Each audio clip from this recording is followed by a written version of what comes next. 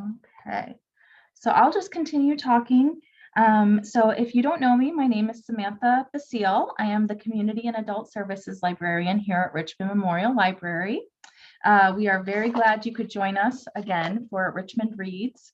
We're very excited to be hearing from Eileen Garvin tonight. As we get started, I would just like to say a special thank you to our friends of the library. They make this program possible. Our friends are our main fundraising group, and they provide funds for most of our programs. We are grateful for their support and generosity in sponsoring this program. I would also like to thank the Richmond Reads Committee for their time in putting this program together. They are Sue Briggs, Sue Chitty, Leslie DeLuz, Cindy Hegelberger, Irene Hickey, and Judy Sikora. They lend their support in many ways to this program. They give a lot of their time and creativity and talents to help make this all a success, so we thank them. I would also like to say thank you to Genesee Community College for partnering with us this year on the program. And then finally, I would like to say thank you to Emily Canders at Dutton. She's just been wonderful in helping us get this all set up, and she sent us some advanced copies so our committee could read the book, and she's just been great to work with, so thank you to Emily. If anyone is still interested in purchasing a copy of the book, you can still do that here at the library. And then anyone who registered for tonight's event will be entered to win a signed copy of the book. 3 winners will be chosen following tonight's program, and we'll notify the winners after the program. And you must be able to pick up your book from the library. So, right, so I'm going to go ahead and end this poll. Thank you all for participating in that. So I'm going to close this. All right. So, all right. So as I mentioned, this is our 3rd year of Richmond Reads. We also were pleased to once again host our Richmond Reads review contest again this year. We had 7 submissions. They were all wonderful. One of our committee members noted that this is the best batch of reviews that they've read in a long time. So thank you to all who took the time to share. The winners of our review contest are Jessica Beal and Chrissia Major. They've each won a signed copy of the book, as well as $50 to a local restaurant. So their reviews will be posted on the Richmond Reads site. So thank you. Tonight's program will consist of a talk from Eileen, followed by questions submitted by you. And again, as we go along, if you have questions, you can put them into the chat box. And if we have time, we will ask them during the Q&A portion of our program. So we feel extremely lucky to have found this year's selection, The Music of Bees. Before it was even published, 2 of us read the book as an advanced copy, and we talked and we said everybody needs to read this on our committee. And so we've reached out to the publisher. They graciously sent us extra copies, and it really fit into what we were looking for. We had decided kind of early in our search process this time that we needed something that was hopeful and uplifting, and we found exactly that in The Music of Bees. We were touched by the resounding message that we are truly stronger together than we are apart. I will also admit to a personal bias. My grandfather was a beekeeper, and so many of the moments in this book took me back to some of those warm, sweetly scented days at my grandparents' house. Around their bees. And I consider it a gift that I was taught not to fear, but rather to respect and revere the bees and the gifts that they give us. So I was personally biased towards choosing this book, I'll admit. So The Music of Bees is Eileen's debut novel. Alice is a 44-year-old widow, and she's still reeling from the loss of her husband and grieving a life she feels she can never have. 18-year-old Jake was recently paralyzed in an accident, which seemingly put an end to his dreams for music school and more. Harry, a young man in his 20s, is feeling unmoored as he tries to find his purpose in life after an ill-advised choice left him with a criminal record. Finding themselves together at Alice's beekeeping farm, the three are surprised to discover hope, healing, and friendship just when they least expect it. So I am very honored to welcome Eileen Garvin joining us tonight from Oregon. And just bear with me as I switch over here. There she is. Hello.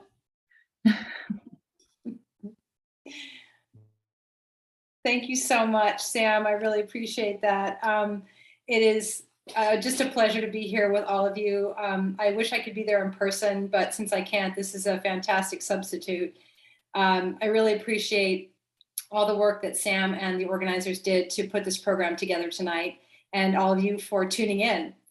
I'm incredibly grateful to have been selected to be part of Richmond Reads. As Sam mentioned, the book was chosen even before it was in print, and it was so heartening to me as a debut fiction writer to have support behind the book before it was even out. So thank you so much for that. So tonight, I thought what I'd do is talk a little bit to you about how I got my start as a writer. It's not a very direct route, and I hope that it's inspiring to other people. So I wanted to tell you a little bit about my trajectory as a writer and how I came to write this book, and a little bit about my own beekeeping. And at the end, I'm going to read a short bit from the Music of Bees for you as well. So how I got my start as a writer was through many false starts. I always loved books. I'm from a big family, and reading was very much a sanctioned activity. And I began reading well before I was in school. So books were out all over the place, but we didn't know any writers, and I never really thought of it as sort of a career option or even a practical thing. It seemed like this magical impossibility. And so I went to college, and I didn't really have any very clear professional aspirations. I got an English degree because I like to read. And after that, I sort of took on every professional job that you could do that had to do with writing that wasn't really writing. I'd say writer adjacent. So I had a job as a writing tutor. I taught English as a second language. I did some marketing and PR for small presses in Seattle. And then I thought, okay, how am I going to make this into some kind of sustainable job? I know I'll go to graduate school and more schooling and get a degree in English, and I'll become an English teacher. So I finished my master's, and I had a year off in between my master's and my PhD. And I kind of bumbled my way into a job at a newspaper, and I was absolutely hooked. I loved getting assigned a story idea or coming up with one of my own, and doing the interviews and research, and then kind of figuring out how to put it all together, and then seeing it printed the next week. It was so much fun, and I absolutely loved it. And in that year in between my master's and PhD starting, I also realized that academic study had sort of taken the fun out of reading. So I decided to give it a pass and stick with newspaper writing, and that was really how it all began. And a few years after that newspaper job, I moved to Oregon, to Hood River, where I am now. It's a small town, about close to 8,000 people now. But I didn't know a soul. I didn't have any professional connections, and no one was doing remote work then like we are now. So I started freelancing for anyone who would have me. Local newspapers, regional newspapers, and magazines. And so freelance, I've come to understand, is also another word for underemployment, which, I was nervous about at the time, but luckily my spouse had a job. He's the reason we moved here. And underemployment became this incredible gift, because for the first time in my adult life, I wasn't working full time. I had great swaths of free time to read and think about things. And I live in this beautiful area, so I go for lots of hikes. And during that time, I started getting some just whispers of ideas about things I wanted to write about. And out of that period came my first book, which is a memoir called How to Be a Sister.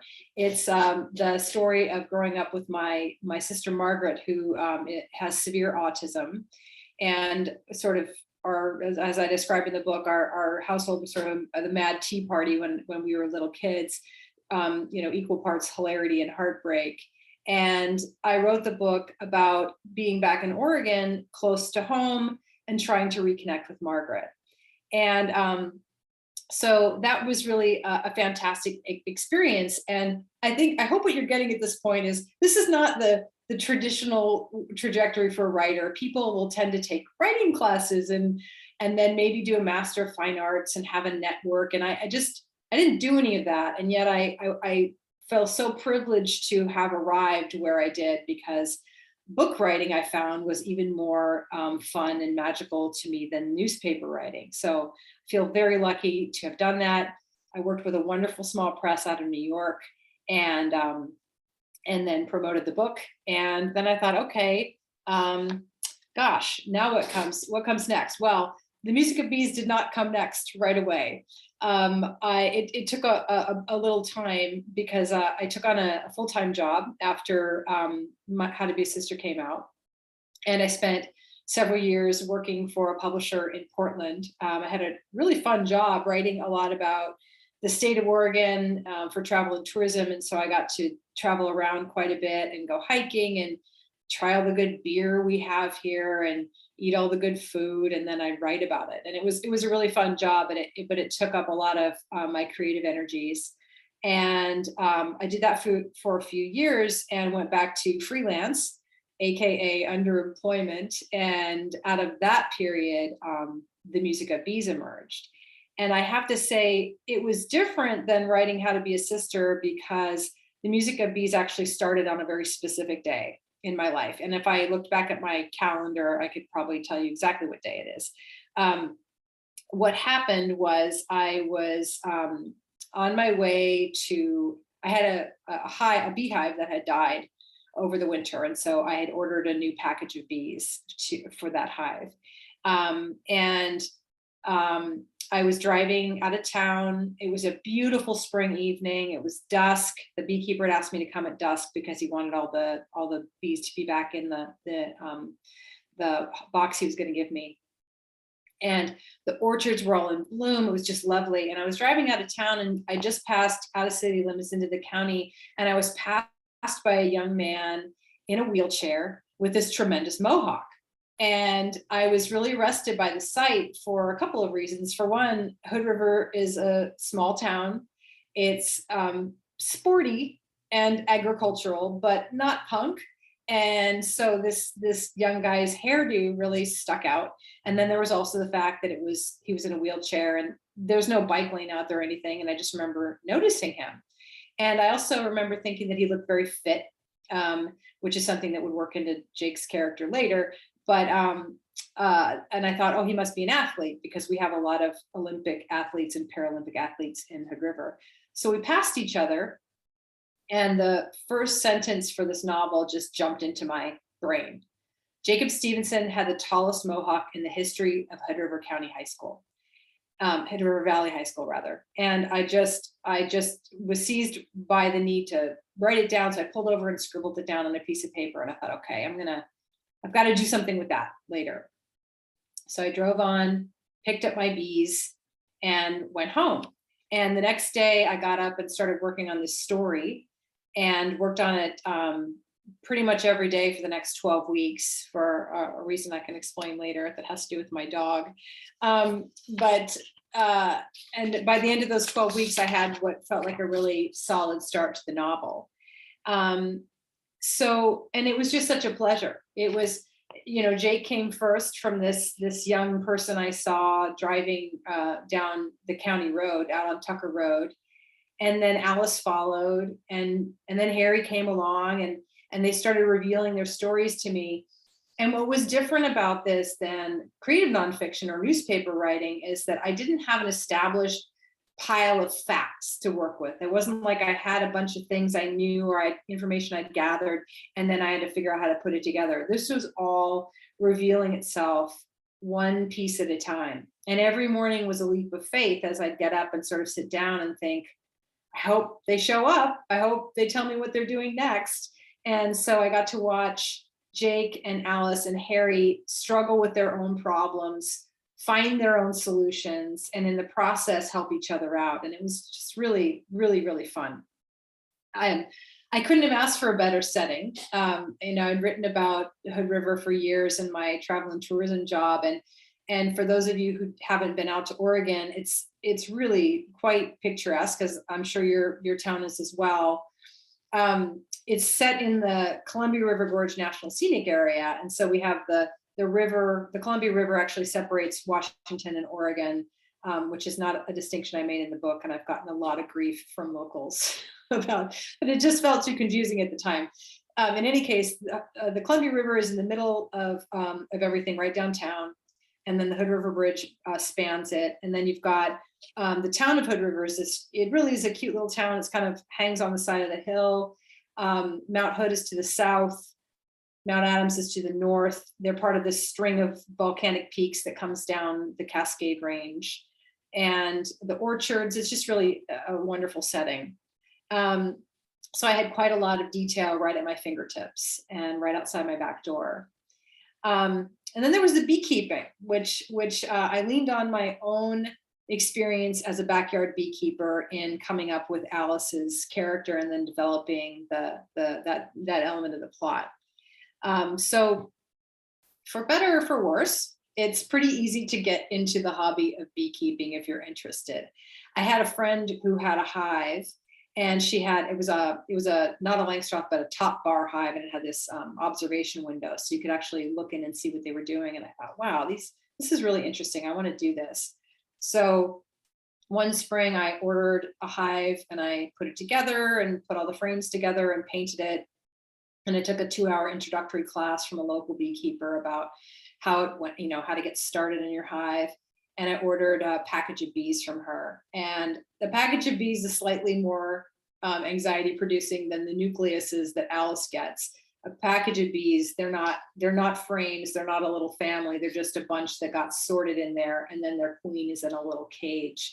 And they all have to kind of get used to each other. So I ordered this package of bees, and the day that came where Melissa, the beekeeper, dropped them off, and she kind of handed me this box and said, good luck, and she drove away. And I thought, oh no, what have I done? It was a little bit intimidating, but I studied up and I had my notes, and so I got them installed, and my beekeeping started there. And the more I watched them, the more interested I became. So I'm not surprised that it crept into the story eventually. I made some epic mistakes the first year, which were funny later.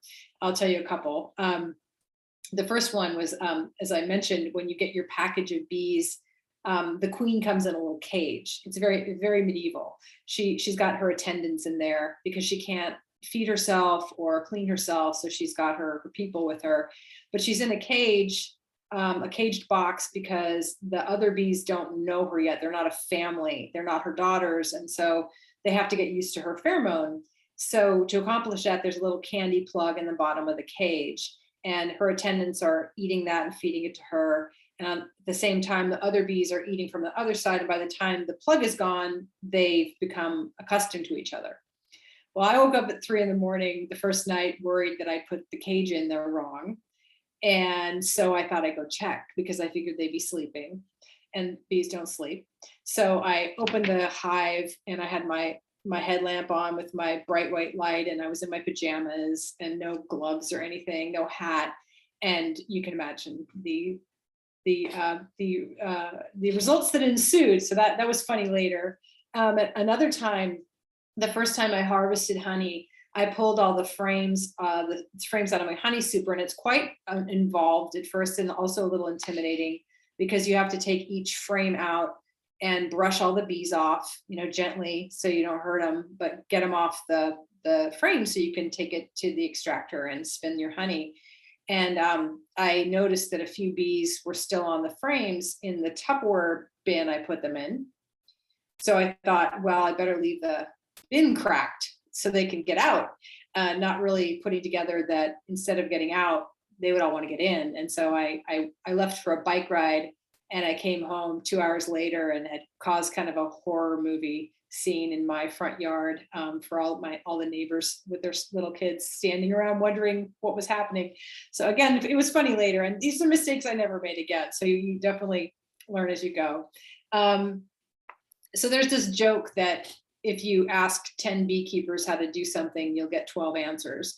And I thought, okay, I need to study a little more formally here. And so I signed up for the Oregon State University Master Beekeeper Apprentice Program. And I've been working my way through that the last couple of years, and really just loving it, and definitely feeling more grounded as a beekeeper, but also just more enthralled with these little pollinators the more I learn about them. I think that bees have definitely made me a better writer, because I've had to, just like Jake tells Harry at one point in the book, it won't spoil anything if you hadn't read it, but Jake tells Harry you have to slow down. And in doing so, not only does it make me make fewer mistakes as a beekeeper, but I get to notice what they're doing, and they're just fascinating. And a lot of their the way they operate, I write about in the book. But just personally, I wanted to tell you a few things that I've seen lately that continue to just enthrall me. Things like just watching them bring in pollen. I'll just sit out there with my coffee and watch them come in, and they've got these little baskets on their calves, kind of like little holsters, where they're packed full of pollen. They carry it back to the hive, and depending on what's blooming, it could be red, or it could be pale yellow, or it could be orange, or anything in between. It's just beautiful. And then I'll find that inside, packed away in cells. I've seen early on, I noticed orientation flights happening almost on the dot of 2:00 every summer afternoon, where the older bees were teaching the young ones how to orient back to the hive so that they could forage and make it back, kind of setting their GPSs. And the first time I saw it, I thought they were swarming. But now I look up and I think, oh, it must be 2:00. It's just really fun to watch that. I saw hygienic behavior, which it sounds sort of cruel, but it's not. There's a mite called the varroa mite that is the bane of honeybees. It's a parasite that can decimate a hive, and worker bees can notice that it's on the larva before the cells are capped, and they'll pull the larva out and chuck them outside. And so one day last spring, I was seeing them, and I picked them up and put them under a magnifying glass, and I could actually see the little mite on there, because the workers were saying, okay, these guys they're gonna make these into weak, sick bees, so we're gonna get rid of them before they can make any more progress. I've seen the bee waggle once or twice. I've been lucky to see that. I've seen them fighting off yellow jackets, which is amazingly brave, because they can't sting them or they'll die. So they all kind of like 10 of them will get on top of a yellow jacket and try and smother it. And the undertaker bees that are kind of, bees aren't sentimental like I am, but they're carrying out the dead, and they're doing it to protect the hive. But it really almost looks ceremonial when they're carrying off the body of their dead family member that weighs the same as they are, and they're slowly flying away. So needless to say, I get a lot of pleasure out of watching them, and they make me watch other pollinators in my yard and just pay attention to the birds. And it really just slowing down and paying attention to things. And I think it definitely helps me be a better writer, and hopefully a better human as well. So that's just a little bit about how I started as a writer, and where my writing has taken me. And I'd like to read you a little bit from The Music of Bees. This is from chapter 5. If you haven't read the story, it won't ruin anything for you. And if you have, you'll be familiar with this scene. I like this scene because it's where Jake and Alice meet each other for the first time. And what's happened is Alice has wrecked her truck. She didn't see Jake on the side of the road in his chair and swerved to avoid him and hit a fence post. And she had a truck full of honeybee nucleuses in the back of her truck. So there's a big mess. And she's worried about getting Jake home and safely. It's now dark and she feels like she needs to give him a ride home, but she needs to wait for the bees to kind of calm down and get back in the truck. So I'm going to read you from there. Okay. Well, the kid did seem okay. She glanced at the truck. She'd have to deal with the bees, the mess to get the boy home.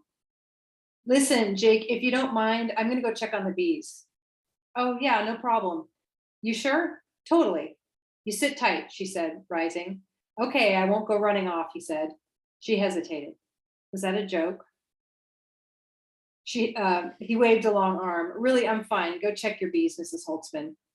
Call me Alice, she said. My mom is Mrs. Holtzman. Okay, Alice, Jake said. Alice pulled on her gloves and veiled hat and flicked on a red flashlight, steeling herself for the damage. 7 nukes remained in the truck bed. She righted them and tamped down the lids. The other 5 were strewn alongside the road. She knew there would be loads of dead bees, but she had to focus on what she could salvage now. Sounds like a horror movie over there, the boy called. No, it's fine, Alice called back. I just need a few minutes to sort this out. You all right? Yep, he said. In about 20 minutes, she collected all the frames and put the nukes in some order. She was stung twice on her forearms, but that couldn't be helped. She had to concentrate on the ones she could save. Alice returned to Jake, who was sitting up with his back against a rock. With that hair and his long legs, he looked like some sort of exotic bird. Alice reached down and grasped one side of the wheelchair, and the kid glared at her. She recoiled, embarrassed, and wondered how she'd offended him. I thought I'd have a look at your chair, she said. His face relaxed, and he nodded. Alice righted the wheelchair and ran her flashlight along the right side. She noticed scuffs, presumably from his fall. But when she spun the wheel, it seemed true, which was good. She could still hear the bees, though the buzz was receding. There must have been hundreds still flying in the air. The kid shifted on the rock and gazed past her. So they live in those boxes? Just temporarily, Alice said. They all have nice hives waiting for them at my house. Those boxes are for the commuter stage, like a cattle truck, she said, now surveying the left side of the chair, which seemed unmarred. How do you get them back in? Jake asked. Tiny cattle dogs? Little lassos? She glanced at him and saw that he was smiling again. Funny kid, she thought. Well, they'll go back as soon as it gets dark and cold enough out here, she said. I need to give them a few minutes. Then I'll give you a ride home, okay? No rush, he said. Look, I'd feel better if I called your folks, though, Jake, really. He sighed and pulled his phone out of his pocket. It's fine. I got it. He thumbed a message into his phone. Done, he said, and smiled. Thanks, she said. I don't want your parents to worry. I feel bad enough about all this. Alice tilted the chair to the right and spun the left wheel, which also moved freely and seemed true. She wasn't the best mechanic, but the wheelchair seemed okay. She would insist on paying for any repairs. Did you tune up a wheelchair like a bicycle? She wondered. Well, technically, you didn't do anything. I fell over trying to get out of your way. So I'll just tell them you ran me off the road. Alice frowned, still looking at the chair, and didn't reply. Was he trying to be funny? I'm fine, really. I was just... His voice trailed off, and he looked past her at the truck. Then he shifted slightly to face her. About the bees, Alice, do you just wait until they get into those boxes? She nodded. Yep, they'll find their way back. They want to get home. What happens if they stay out after curfew? Does Mom Bee lock the door? Alice set the chair aside, but didn't look at him. If they don't get home before the temperature drops, they just don't make it. What do you mean? Well, she said, if they don't make it back to the hive at night, then they die outside. It's too cold. She saw a look of concern cross his face, which surprised her. She clicked off her flashlight.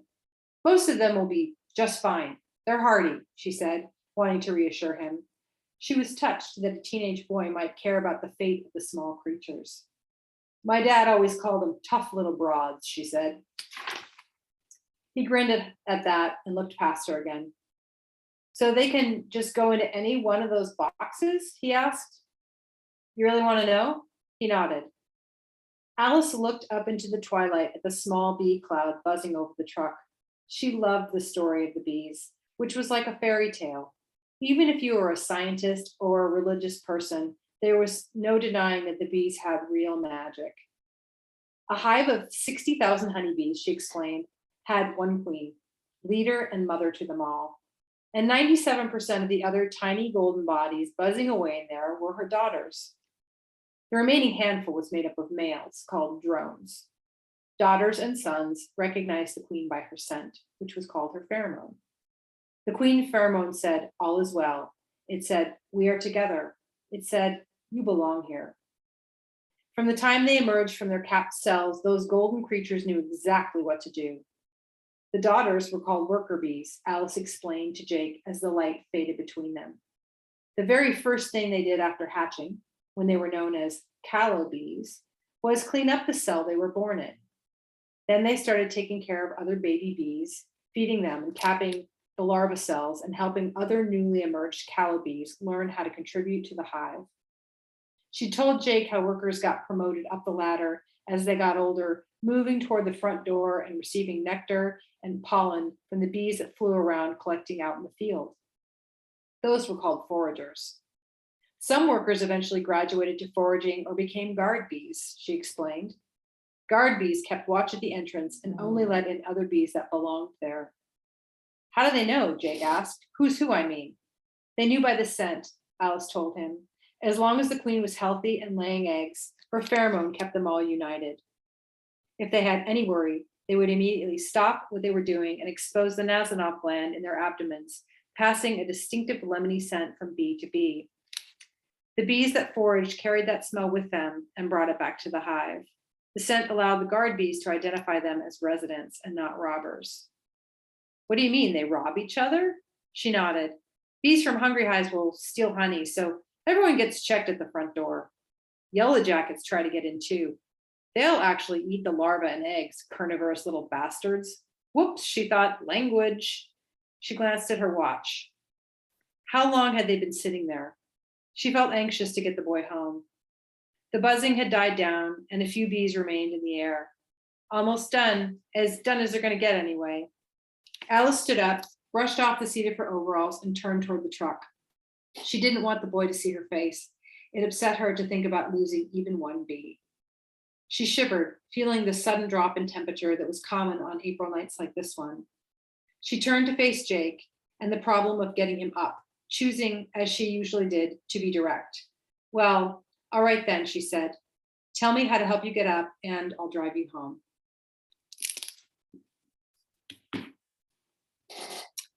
So that's the end of that little section of chapter 5. And I would love to take some questions from folks who have questions about the book or beekeeping. Okay. Let's see. All right, my audio's on. So we did have people submit some questions ahead of time, and some of them you did address while you were speaking, so that was wonderful. So you kind of touched on this and seeing, a young man riding his wheelchair with a giant mohawk, and that kind of sparked the first line for you. But one reader asked, did you base the characters of the two boys on people that you actually knew?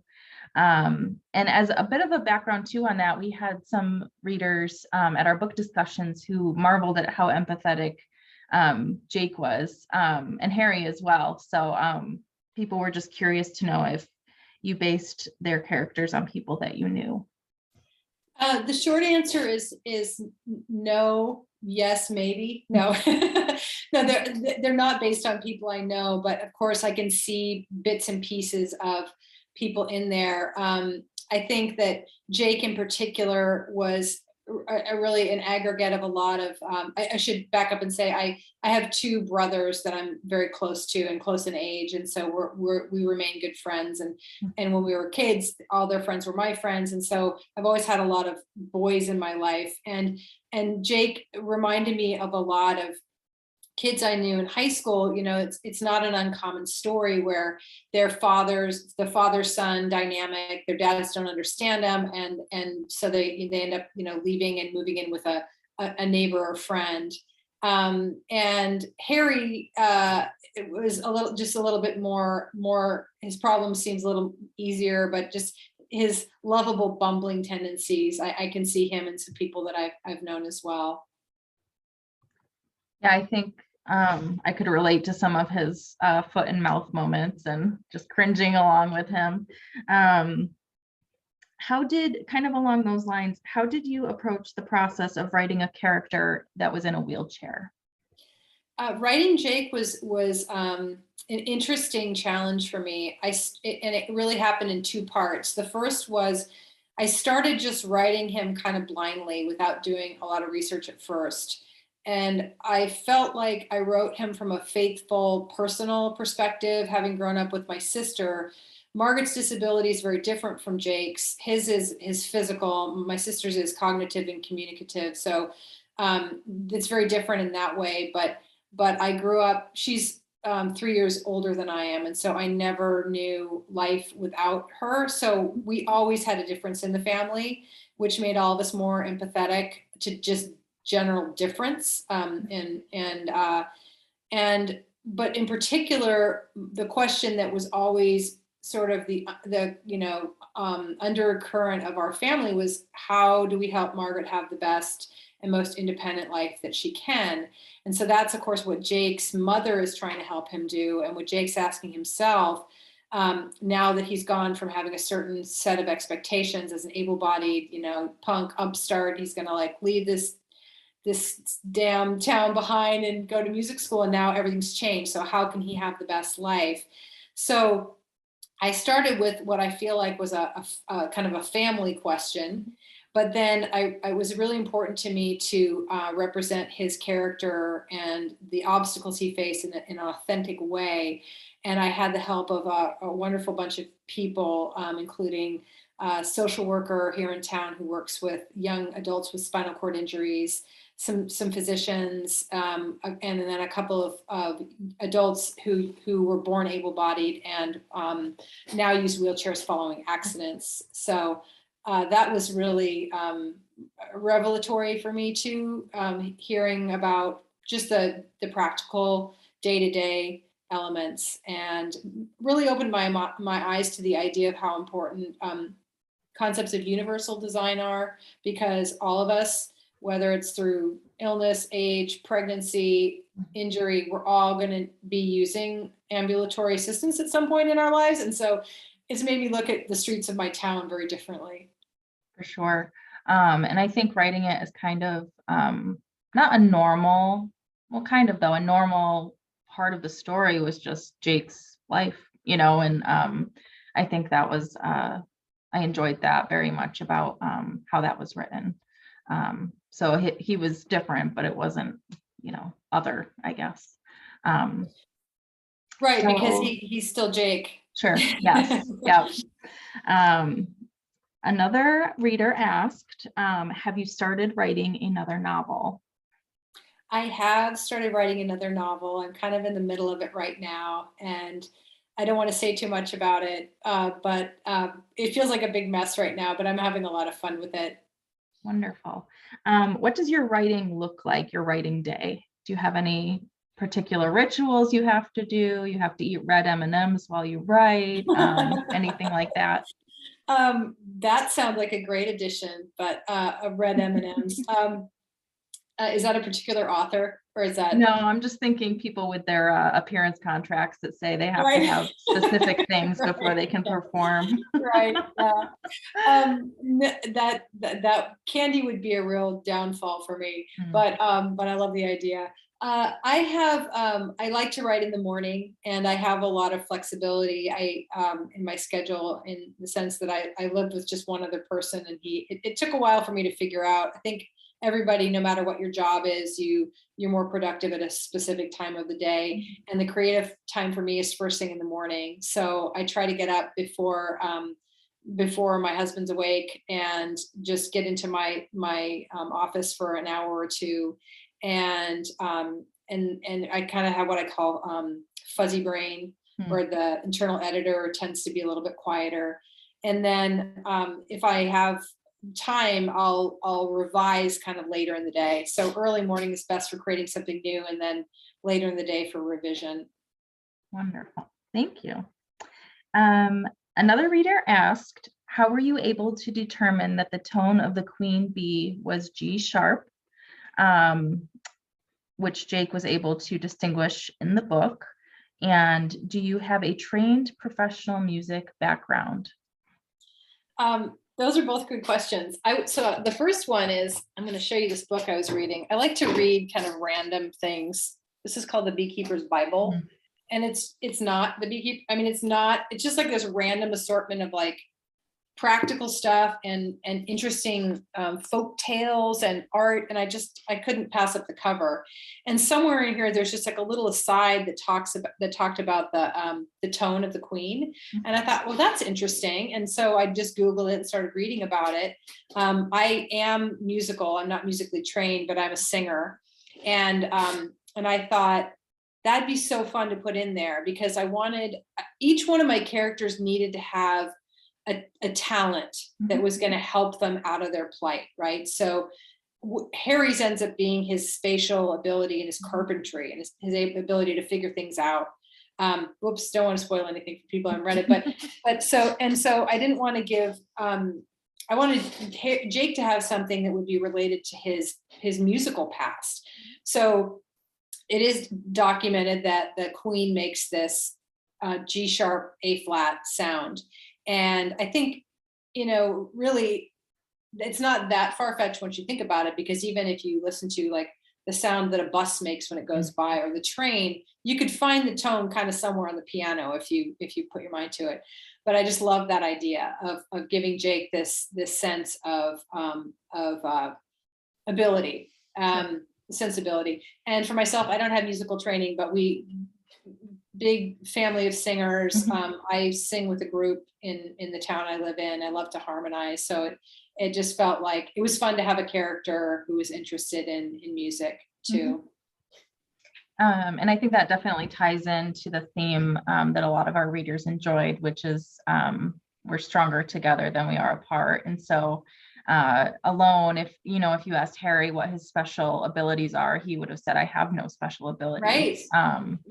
That's his problem. So yeah, so that he doesn't, Harry's had a lot of advantages. He has a nice mom, stepdad. He's never been hungry. He went to community college, and yet he just can't quite get it together. And sometimes it takes helping other people, being in a position to help other people to recognize what your own strengths are. And similarly, Jake makes some realizations about how he can help Harry that I found really heartening. And those kind of came to me, and it was really fun for me to see that, because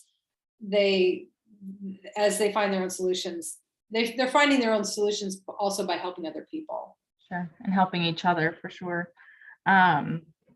Was there a particular character that you identified with the most? Well, Alice is probably the most obviously like me. I mean, I'm a middle-aged white lady with no children. But that's kind of where the similarities stop. I think there are little pieces of them, little pieces of me in all of them. But she's the one that is the most kind of demographically like me. Sure. You don't own overalls then, or? Oh yes, of course I do. Yeah, I have my Carhartts. They're very handy. I recommend them for everyone. So let's see. Another reader said that they thoroughly enjoyed your story. They enjoyed all of the interesting information about bees, as they recently became aware of the decreasing bee population problem.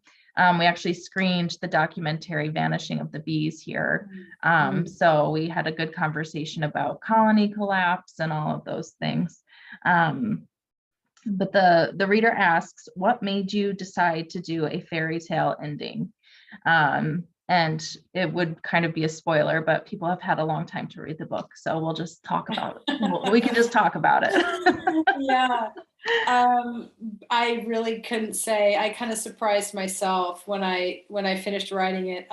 I read a lot of dark fiction, Mm, and um, when I got to the end, I thought I wrote the last chapter last, obviously, but kind of after everything else had come together, it sort of wrote itself. And I sat back and I thought, huh, wow, well, I didn't expect that, but that works for me. And sure. it just felt like it was the way it needed to wrap up. I tried to, kind of hold back a little bit to make you wonder. I don't know Mhm. if any of your readers caught that, Mhm. in particular about how, what the relationship, if they saw each other again and things like that. But it really, I don't know, whoever the story gods decided that it was going Okay. to be a happy circumstance. Um, so another question was, did you finish this book prior to the COVID-19 pandemic? And how do you feel the message of the book resonates with the current realities of the world? I did finish before the pandemic. I actually sold the book in January of 2020. So the book was finished and in my agent's hands in November. They sent it out to publishers in January, and then I think no, it sold in early February. So before when we were all kind of saying, "Oh, this will blow Mhm. over, whatever this thing Right. is." So really, the themes. I think I've heard from many readers that the themes of the book really resonate with them, and that was, I think, a happy accident of timing. Personally, I was revising the book during 2020, and for me, it was a really happy distraction. Mhm. And I know that it could have had to have been on my mind, but the story was really there from the beginning. It makes me really happy to hear that it sort of has cheered people up and made people feel hopeful, and some people write and say that it made them feel joy, and that's what more could I ask Mhm. for. Yeah, as I said, the committee had been reading a lot of heavy fiction, people dying while they're heading out west, and historical fiction to, whatever. And then, yeah, this book was definitely a breath of fresh air from all of that. And we were mid-pandemic at that point, and so we were very refreshed with this. And Emily passed on to me early too that you had this beekeeping in the family, which is Mhm. so fun too. And I love that you grew up with that, because I didn't know the difference between a honeybee and a yellow Yeah. jacket. And I also like to hear people say that just reading this makes them less fearful about seeing a bee, out around town. They know it's not Mhm. kind of out to get them. That Right. was really sweet to hear that you grew up with that. Yep. Learned that you can put honey on anything. You get stung by a bee, you put honey on it, you get. Yeah. Yeah. You So, burn yourself, put honey on it. sure. Yeah. Good for eating, good for Oh, everything. yeah. Um, how did writing a novel compare to writing your memoir or to your journalism writing?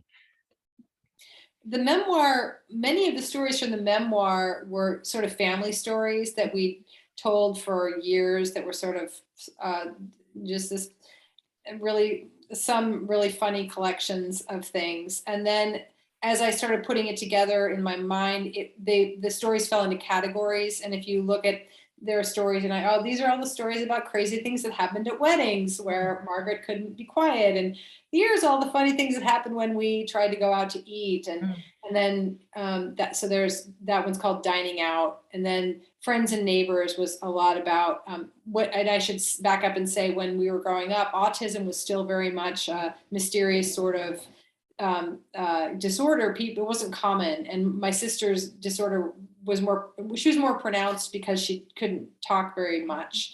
So people noticed us. sure. One chapter is all about friends and neighbors that were particularly kind. So they sort of fell into baskets as I was putting the book together. I could kind of pile up my notes that way. And then it took me a while to kind of stand back and look at the connections between them all, which was that I was at that point in Oregon in my 30s trying to understand put the past into context and understand how to relate to her. So it was more orderly in a way, that process. It was more reflective of some of the reporting that I'd done. And writing The Music of Bees was completely different. It was just like, it started with that idea in the car, and every morning with a leap of faith of just getting up and following the story. Sure. And hoping that it would reveal itself. And when I tried to push it and treat it more like a freelance assignment or something, things would go terribly wrong. So I liked both experiences, but very different. Sure. Yeah, you didn't already have all of your material that you just needed to, put into order, and yeah. Yeah. What are you reading right now? Oh boy. I am reading, and am I going to remember the title? It's Ruth Ozeki's new book. The Book of Form and Emptiness. Yeah, which is really, really wonderful. It's a 600 pager, and I am just plowing through it because it's pretty awesome. And I'm also listening to, I really love fiction and memoir equally. So I've got a couple going, and I listen to memoir on audio books. And I'm listening to Sinead O'Connor's memoir, which is really fascinating as well. And I'm reading also, have anything else around here? I'm reading Cy Montgomery's book, Birdology. She wrote The Soul of the Octopus. And Birdology is all about her adventures with different bird species. Wonderful. Just as a side note, we do have Eileen's memoir here at the library. It's checked out right now, but please place a hold on it if you are interested in reading it. Okay. Was the Supergrow storyline inspired by real life events or just the general threat of pesticides? It was completely made up. Didn't happen here. I needed a bad guy, and Big Ag was a convenient villain. So, I mean, we do have. I've been asked this question enough that I should talk to the growers here. Hood River is so well known for wind sports and things now that people tend to forget that it's the main artery of the economy is agriculture. We grow more pears than anyone else in the country. We have a lot of apple orchards, and I don't really know what their stance is. I know I can smell when they're spraying, just like Jake describes, that tang in his throat. We don't have a large enough beekeeping.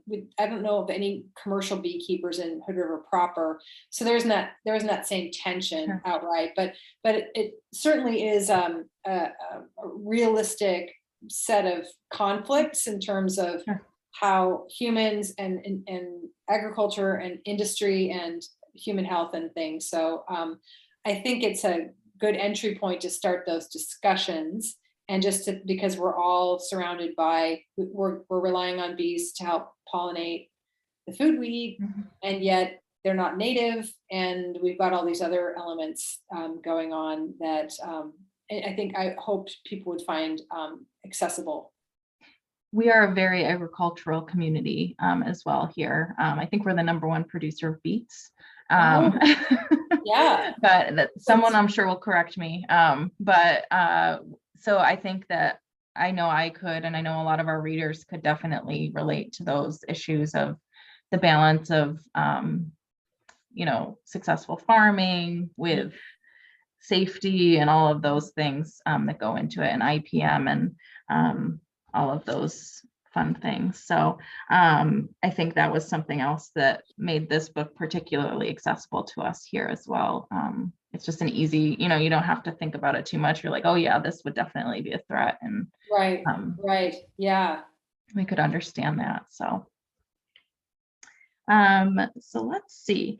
There are many themes in this book, one of them being mental health.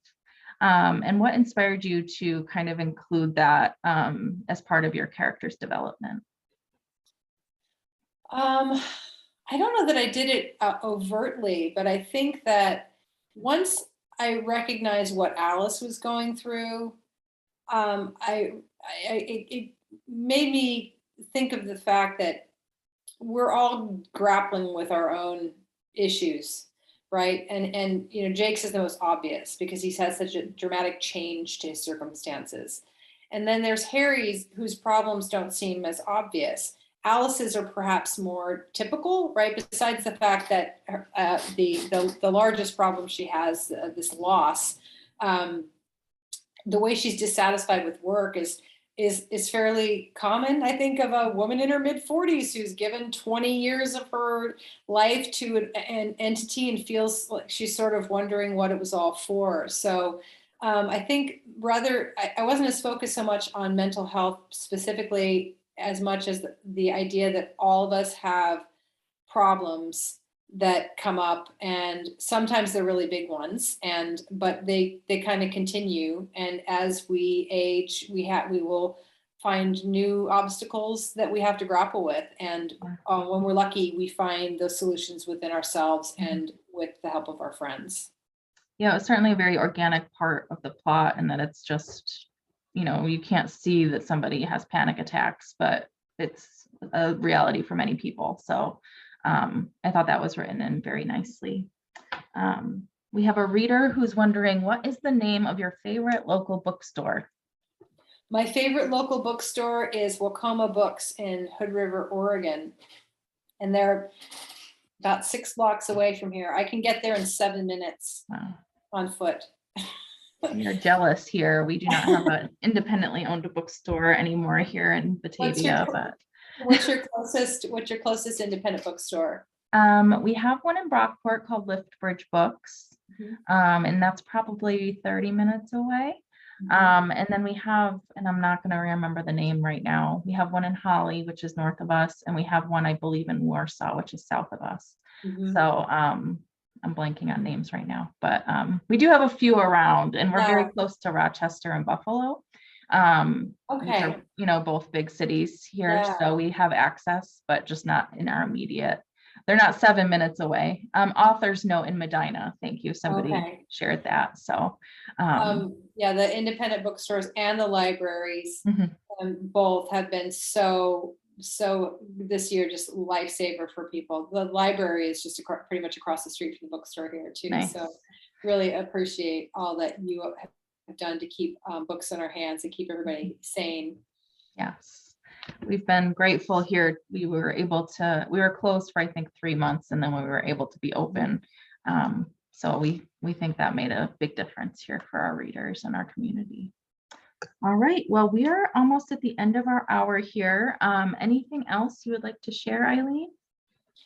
I think we've covered all the bases. It's been so much fun to be here. And if people have questions they forgot to ask, please feel free to get in touch with me through my website.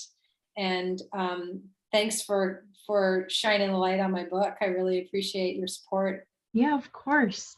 I just have a few things to wrap up. So as I mentioned before, our program tonight was sponsored by the Friends of Richmond Memorial Library. If you enjoyed tonight's program, please consider a donation to the Friends.